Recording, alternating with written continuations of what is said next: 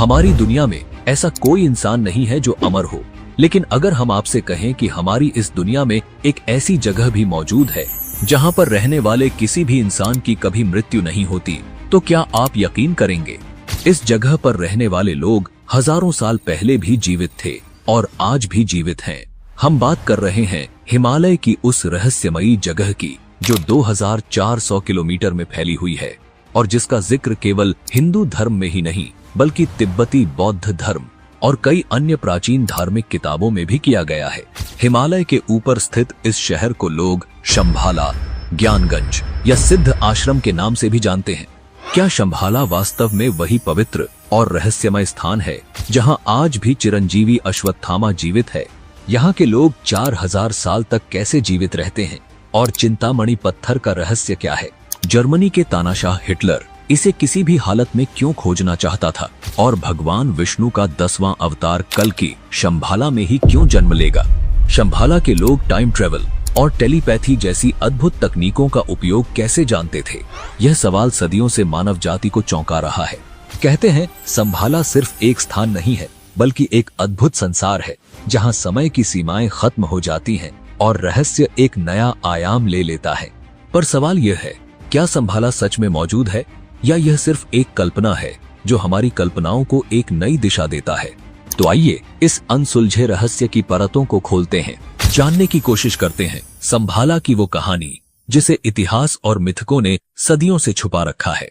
तो पहले वीडियो को लाइक और चैनल को सब्सक्राइब कर लो, क्योंकि आपकी एक लाइक और सब्सक्राइब से हमें बहुत मोटिवेशन मिलता है।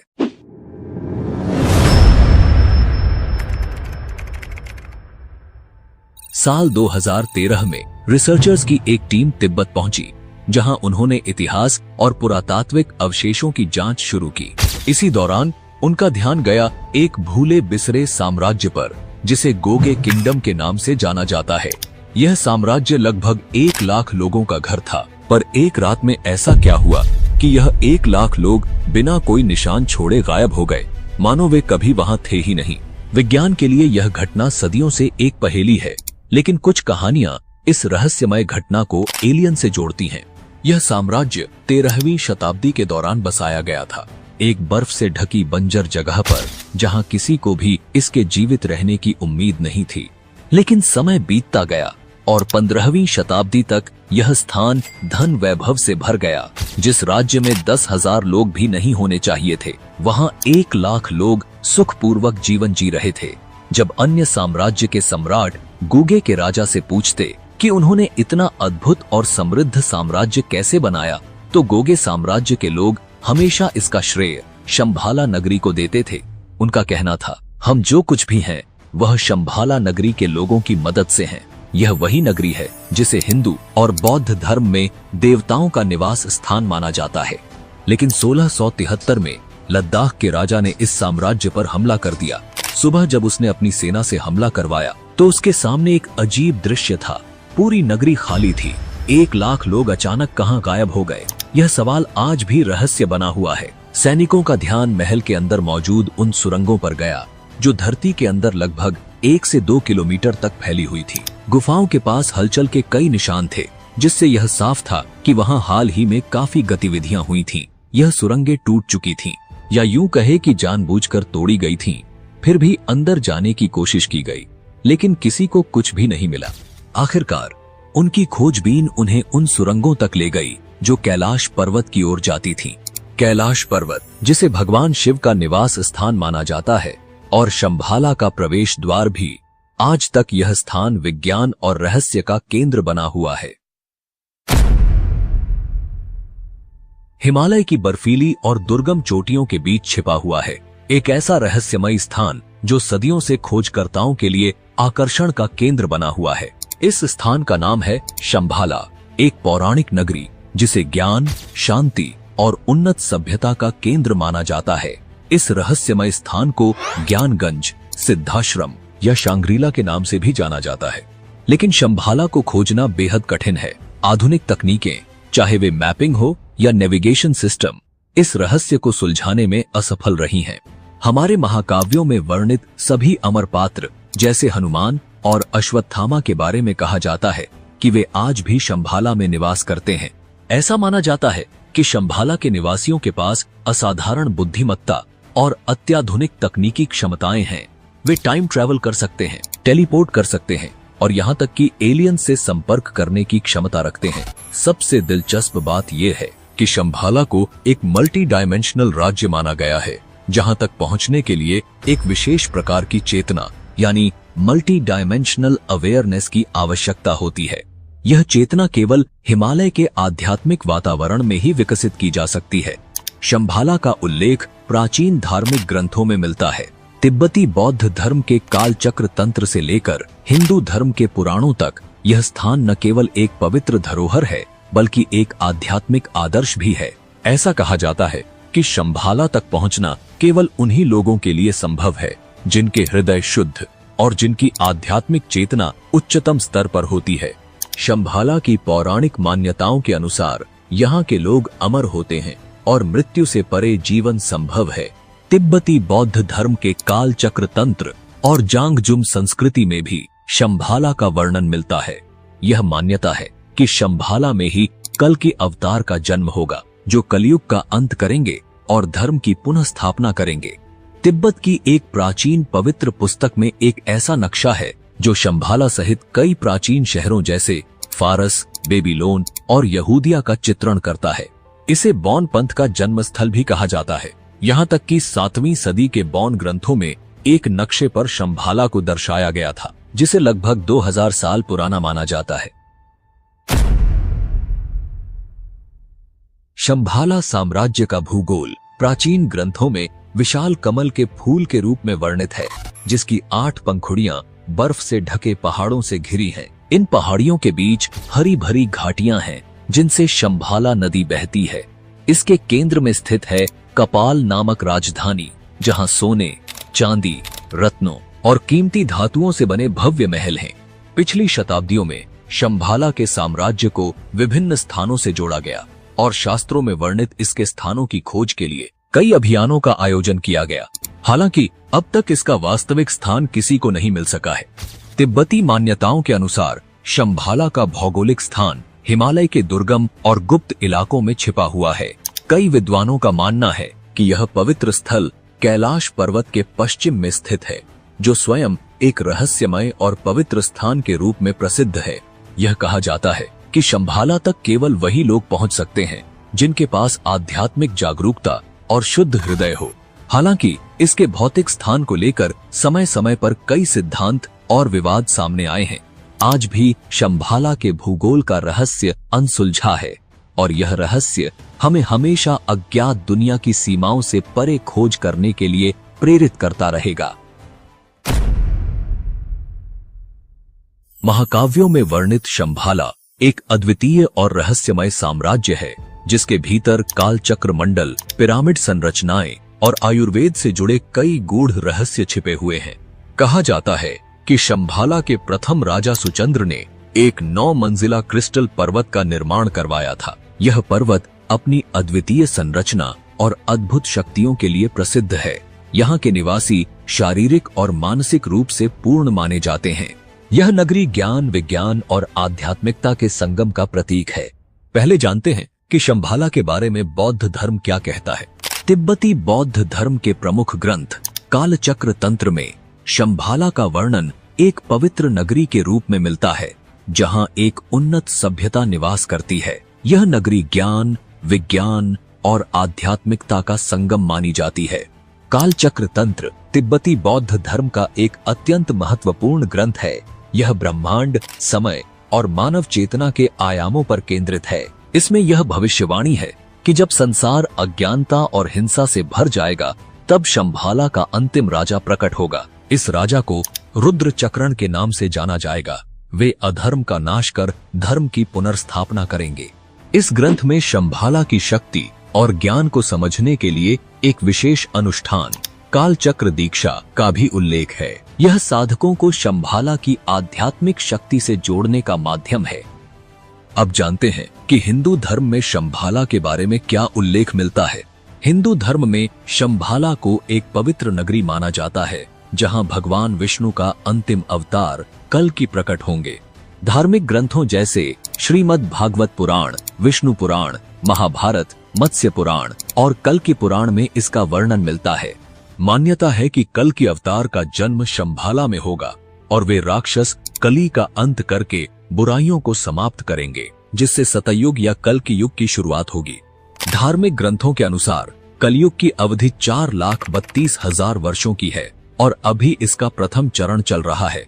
जब कलयुग का अंतिम चरण आएगा तब भगवान विष्णु कल की अवतार लेंगे।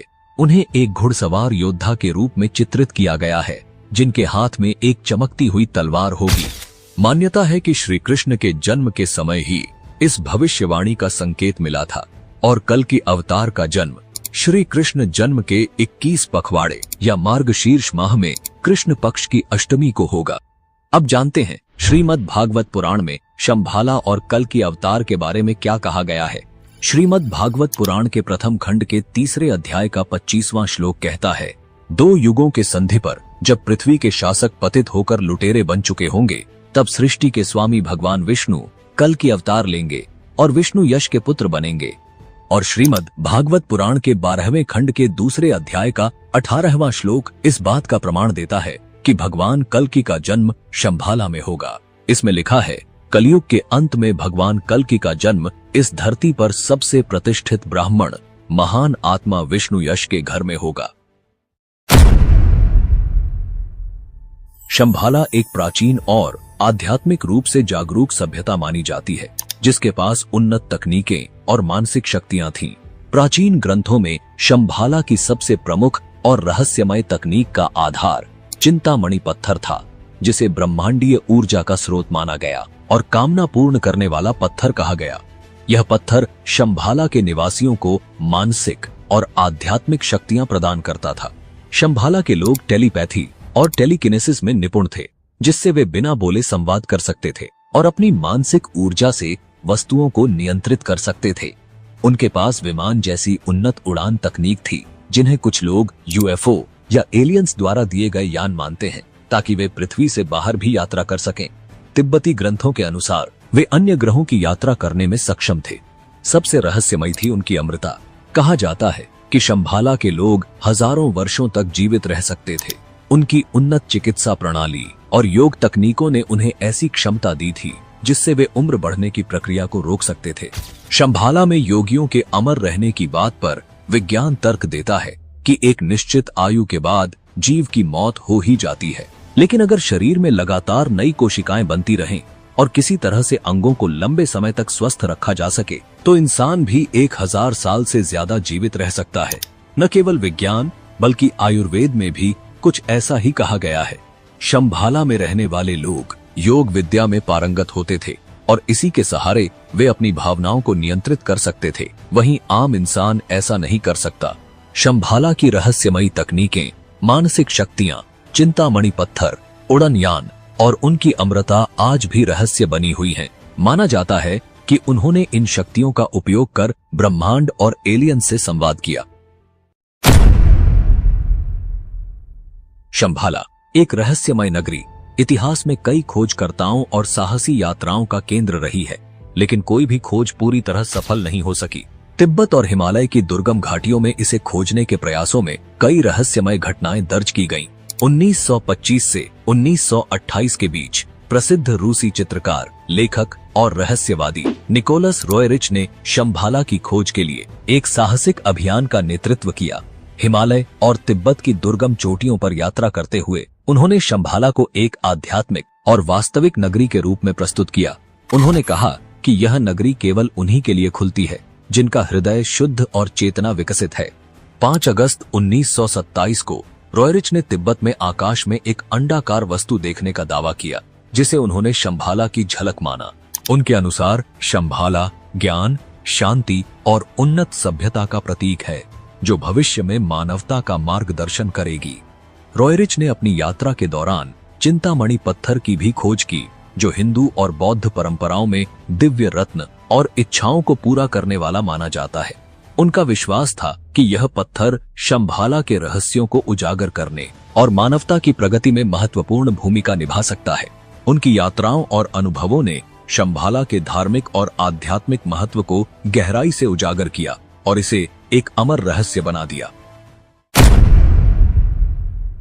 अब बात करते हैं एक रहस्यमय झील की जो मानव कंकालों से भरी हुई है।